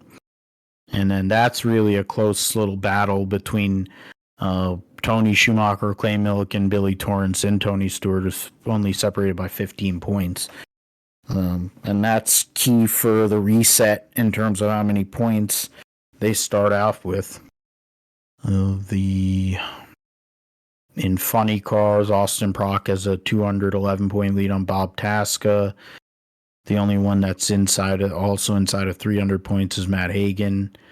The bump right now, John Force, of course, won't be in the rest of the year, but he's 6th in points right now. Blake Alexander has a 5-point lead on Alexis DeJoria. Chad Green is only 3 points out of Blake Alexander. You have Paul Lee up there. So that's a battle for the cutoff spots there. And funny car, Dallas Glenn has a 115-point lead in pro stock over his teammate Greg Anderson, 152 to Enders, 175 Aaron Stanfield. So you have 2 KB Titan cars, then 2 elite cars. Well, 4 elite cars, or no, actually 5, back to back there, because you have the Coughlins, Jed Coughlin and Troy Coughlin Jr. and Jerry Tucker. Eric Latino is in the 10th spot, 2 points behind Derek Kramer, Christian Quadra, and 46 points out of Matt Hartford. So for the last spot in the top 10. And I mean, Pro Stock Motorcycle, we know Gage Herrera's out by a mile, but Matt Smith solidifying his 2nd spot, John Hall in 3rd, Richard Gadsden, Chase Van Zandt rounding out the top 5. Chris Bostic in the 10 spot is 21 points out of Ellie Tonglet for the number 10 position there. And then Jack Beckman will be racing for John Force the rest of the season, and who knows for how long after that. And he would be eligible to score points for John Force and the Peak team to go and possibly win another Funny Car Championship for John Force. There's only 2 races to go before the countdown starts, so that's big. There's 8 races to go in the season, which is why Jack Beckman's eligible to get in the car. So that'll be an interesting situation. Another former Schumacher guy, former world champion and all, jumping into that. Camaro, Danny Hood, the tuner there. So we'll see what they can do with that. MotoGP and Moto2, they're coming back at Silverstone this weekend to start this next part of their championship. MotoGP. So yeah, MotoGP Monster before round 10. The results and standings. So right now, the standings heading into the British Grand Prix in MotoGP. Pecco Bagnaia 10 points out of Jorge Martin. Marc Marquez, Bastianini, Vinales rounding out the top 5. Pedro Acosta, Brad Binder, DJ Antonio, Alex Espargaro, Alex Marquez rounding out your top 10 there. In Moto2, Sergio Garcia leading his teammate Ayagura by 7 points. Joe Roberts in third is 24 points out. Then the speed up teammates Aldeguer and Lopez, fourth and fifth. Gonzalez, Canet, Chantra, Vietti, Dixon rounding out the top 10. Calendar, next year, India will be back on the MotoGP calendar, but they had to fall off this year, unfortunately. But they'll be back next year. Multi-year deal, too, in the process. We will have British Grand Prix, then 2 weeks to German Grand Prix, or I mean the Dutch, not Dutch, the Austrian Grand Prix, and then another 2 weeks in Aragon. They will race at the makeup race for, I forget which one that fell off. They will race at Misano. It'll be the San Marino Grand Prix. Then they will race again. So they'll spend what amounts to like 3-4 weeks. They'll race twice at Misano and Emilia Romagna Grand Prix. So that'll be the races there, and then they'll race in Indonesia. They'll do a back-to-back in 3 weeks. Emilia Romagna Grand Prix, then Indonesia, and then Japan. So we'll see how that goes with MotoGP. Rally Finland coming up this coming weekend. And, I mean, the points for Rally right now, Thierry Neuville an 8-point lead over Otanak, who's coming off of finishing third in the rally, the last rally. Efren Evans in third is 13 points out. Ogier finished second, has not finished worse than second all season in his rallies that he has run. He's fourth. Adrian Formeau, Kalle Rovanperä, the winner at Latvia, his third win of the season in only 5 races or 5 rallies, and he's sixth in points. The schedule announcement for is a 14-round calendar next year. They will race. The new ones will be in the Cayman Islands or Canary Islands.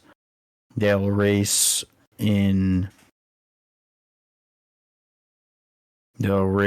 Paraguay, and then Saudi Arabia will close the 2025 World Championship there. So that'll be interesting. 3 new rallies, some other changes going on, and they'll be in position there. We'll see who will be in these cars. If Kalle Rovanperä returns, if Ogier decides to return, etc., etc. IMSA will be back at Road America this coming weekend, which will have all the classes, and I'm trying to go and get it all came together, trying to go and get an entry list, event details, not staying challenged, that. So, excuse me. entry list for Elkhart for 47 cars for the race in Road America. We'll have 10 of the GTP cars, usual 2 Cadillacs, is 01 and 31, the Porsches of the Penske Porsches 6 and 7, and along with the 2 customer Porsches from Proton Competition and JDC Miller, the 2 BMWs from ALL, and then the 2 Andretti Wayne Taylor Hondas that will be Cadillacs next year.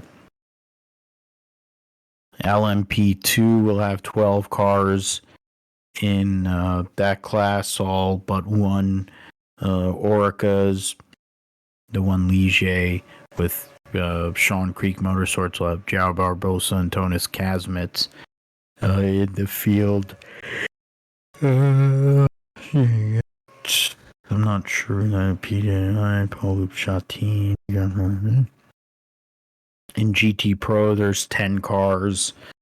Got the 2 Fords, you have the 2 Corvettes. Then you have representation with the Paul Miller BMW, the McLaren for Pfaff, Lexus, Vassar Sullivan, Aston Martin, Ferrari with Conquest Racing, and then AO Racing, which will have Lauren Heinrich and no Sebastian Prio, because he's working, of course he works for Multimatic, and they're making a new prototype. I think it was with Aston Martin.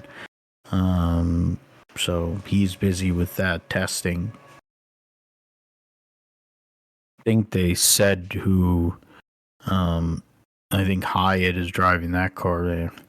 And then in GT Daytona, biggest group 15 entries there. So it will be nice to see IMSA back on the track and what they bring to the table there as we get into the stretch run of the 2024 season.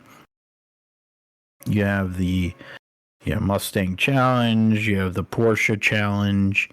Trying to see Brandon Godovic. Wow, that's a name from the past. Dark Horse Legends. Oh, an actual doctor. Never even heard any of them other people. So there's that. Porsche Carrera Cup. Sabri Cook will actually be in the field with Era Motorsports. And you got, so then there's that. I don't know who any of those people are. And Michael Cooper. And then in the Pro-Am category, you have James Aronis, who's a maggot idiot. Alan, I don't know who any of them people are in Porsche Masters. Carlos D. Quesada. Okay. So I think I thought it was Carrera Cup where Ashley Freiberg raced, but I guess I was wrong. Okay, so then in entry list, Ross Chastain will be driving in the Michelin Pilot Challenge, as I mentioned, in a Aston Martin for Skip Barber Racing School. Oh, I didn't know Trent Hinman was from Ocean County. Wow, that's something. He's racing with Stephen McAleer in a Porsche in the GS class. Go through some of these other drivers here. Jack Hawksworth. Wow, he's running in Toyota Supra. Jane Conright.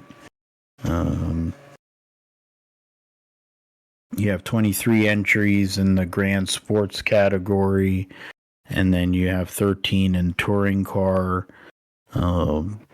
course, including Starcom Racing. Actually, they have Andy Lally. Interesting, driving for them.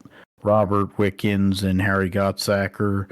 They come off of recent success, so we see what that 33 car can do. Larry I think it's the Larry Pegram who used to run Superbikes, and he's riding with his son there in that in an Audi. Taylor Hagler, Bryson Morrison, the number 77. Kuno Whitmer, I think they're Dai Yoshihara.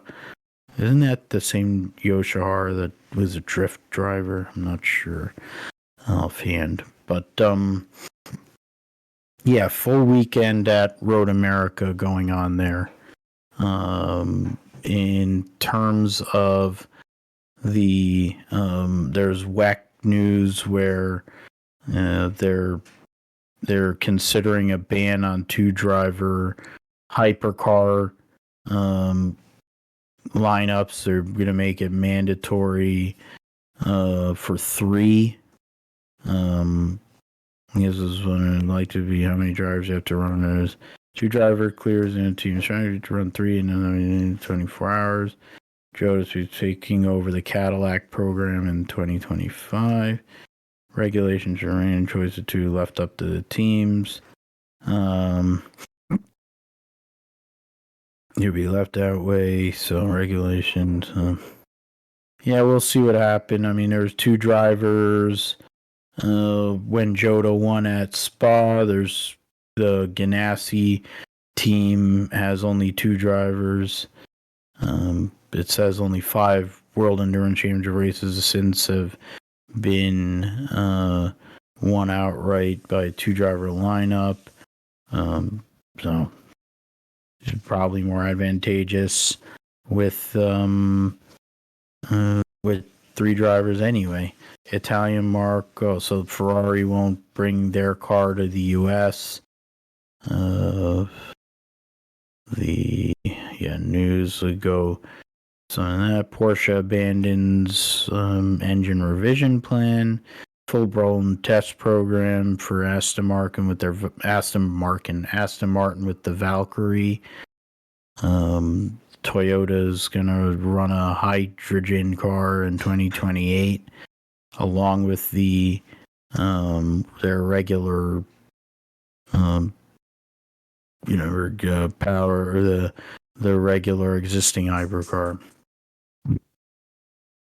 All right, so that is it for me in regards to the GSP roundup. So Josh, it's your time. Let us know what's going on in the world of iRacing and gaming in the sim segment.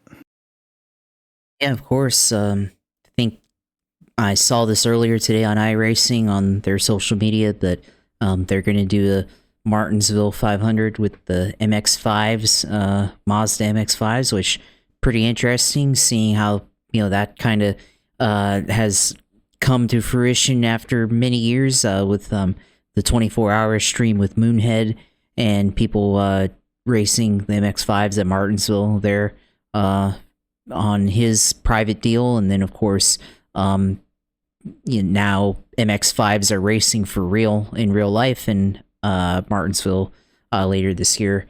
IMSA holding an event, I think, with the Truck Series weekend at Martinsville and everything. And then, of course, the Martinsville 500 on iRacing, so coming full circle there and everything. So not sure yet if I'll participate in that, but that'd be pretty fun to do, though, for whoever gets to try, of course. But also saw that I guess Fanatec, the company that makes the all the game peripherals like steering wheels, pedals, and shifter knobs, all that stuff, apparently they're going bankrupt. So that'll be interesting to see what happens to the market for now for sim racing equipment. Imagine they're probably going to stay in operations, but they'll get acquired by some other company and figure out how to reorganize their assets and all that stuff when you file for bankruptcy. So shouldn't be too worried about not having a place to buy sim racing equipment, but have seen or heard of some issues though in recent weeks though from just looking online. So there's that headline there. I guess another news, more stuff about NASCAR 25 whenever that comes out.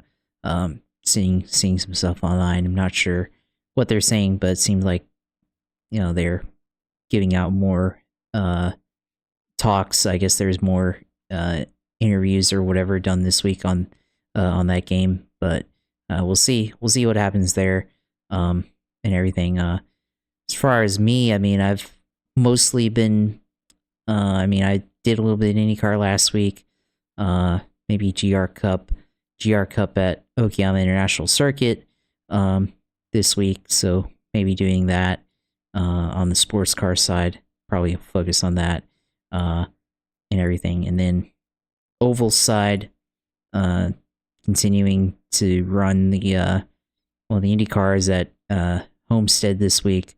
That should be fun. The regular IndyCar, the fixed IndyCar series at Gateway. So in 2 ovals there, good opportunity for oval iRacing. NASCAR trucks at Michigan during this off weekend. Once again, so lots of things happening there as well. And then I think on the open wheel side, go back to Formula Car. I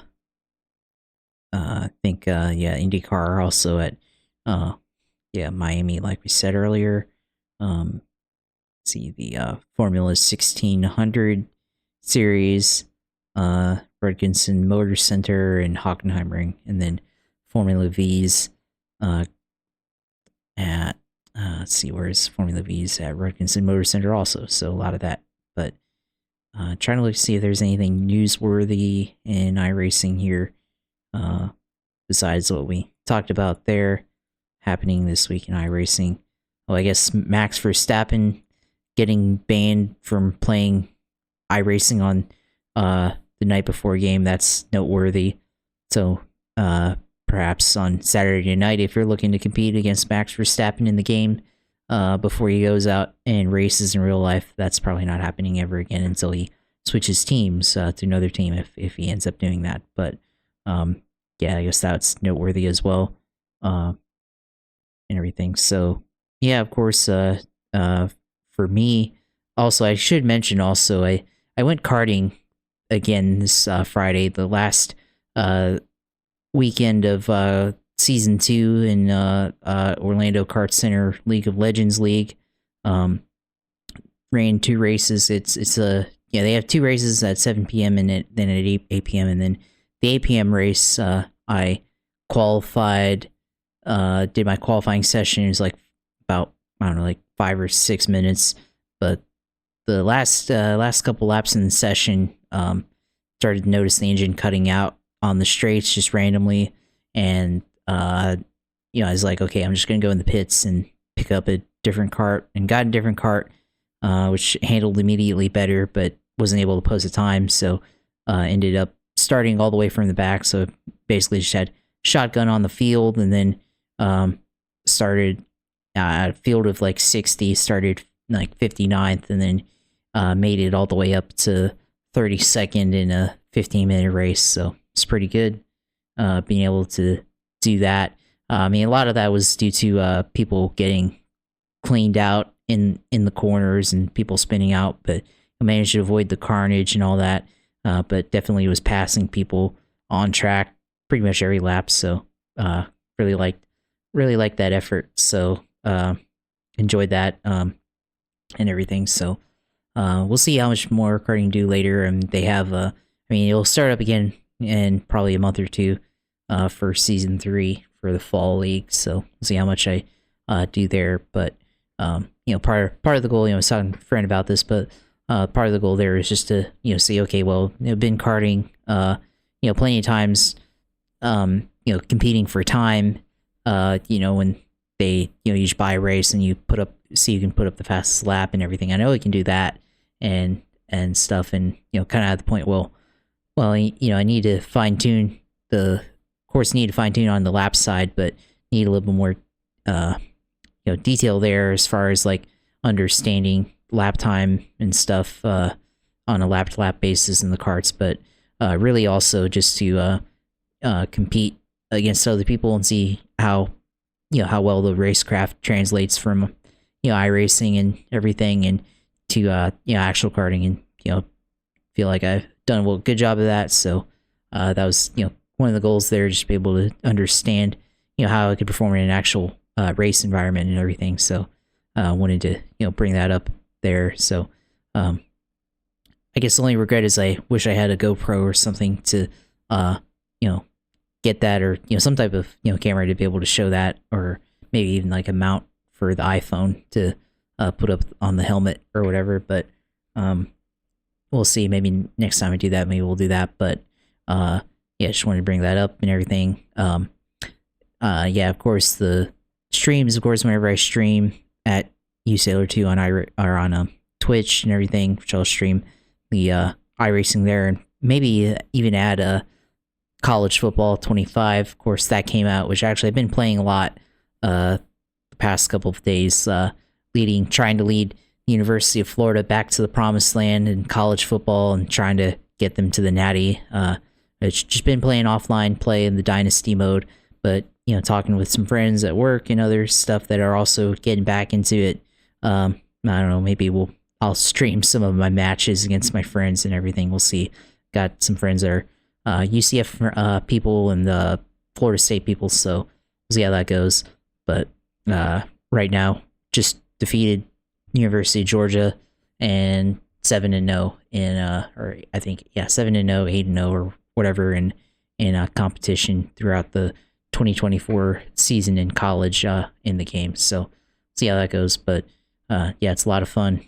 Definitely worth the money after 10 years or so of not having a college football game for football in the video game market. So pretty fun there. But of course, also the Twitter page at JBLFine, as always. Go on there, follow me and everything, and see what I have to say about racing, of course, which we have none, but all the other things that I'm interested in, go follow me there. And of course, our YouTube page, Chat Your Podcast on YouTube. Go there and subscribe to our page and like our videos and promote our help share our videos and content. So that's all for me.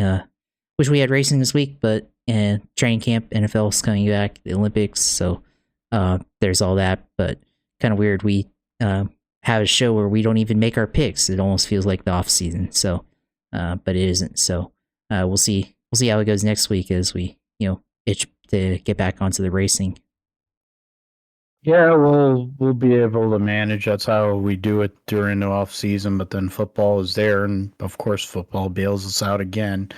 We're getting to the point where I think it's going to be a 52-week season because it doesn't matter. The NFL needs to be around at all times. So I thank you as always, man, for everything you do. Also for being willing to go and do it on a different day in this case, since we're doing later in the week. So that was, at least it made help me out since I wasn't feeling great. So that I'm glad that you were able to work that out, help me out with that. So I'm grateful to you for that as always. For me, I would be remiss, since you brought up go-karting. I was able to finally go to Supercharged in Edison, which is like the biggest indoor track. I raced on track B, had a decent spot based on the line. I was basically second out, so I had a clear track outside of a person who's been there before, and ended up being the fastest average, the whole bit. So somebody who's got experience there. So I had that as my target. He got away from me because he was able to handle traffic better. some of the people just are completely oblivious. And you can add the fact that Supercharged has terrible customer service and flag people when they're supposed to be waving the blue and yellow flag at people who are going slow and driving all around the place. You can't hit them. They'll take away your boost, push to pass. But the karts were fun to drive. The steering was very not heavy, but it was very tight, so it was very direct. I liked the fact that I was able to slide the car a bit with the brake. I was trying to remember all the great open wheel drivers and how they go and maneuver go-karts, albeit with an electric cart. I was able to finish fourth in time, both with fastest lap time and average. My I ran a best lap of 60.55. I was within 13 hundredths of second, so I don't feel, supposedly that person has been there before too. So because she's over 1,300 points, the guy finished ahead of me, immediately ahead of me. He had a 5.18. I had a 5.50. He ran the fastest average. He was averaging just under 61 seconds a lap. He was at 60.92 average, so that's pretty damn good. I was well ahead of everybody else, and then my average was fourth, and so I averaged 64.30. So I definitely want another shot. I raced on the B track. I want to race on the A track, and I probably want to do the whole track. It's pricey, to say the least. And but it was definitely a rush. I loved it. I was just like wired after that. Haven't driven a kart in a while, and then driving that thing, it was really fun. So gonna have to get another job probably. Maybe I'll get that job at that sim place, and then I'll be able to make some money, and I'll be able to go and do it more often. And threw axes as well. Did some axe throwing as well there, and that was fun. Playing darts with axes was actually cool. And now I found a reason to play darts if I have an axe.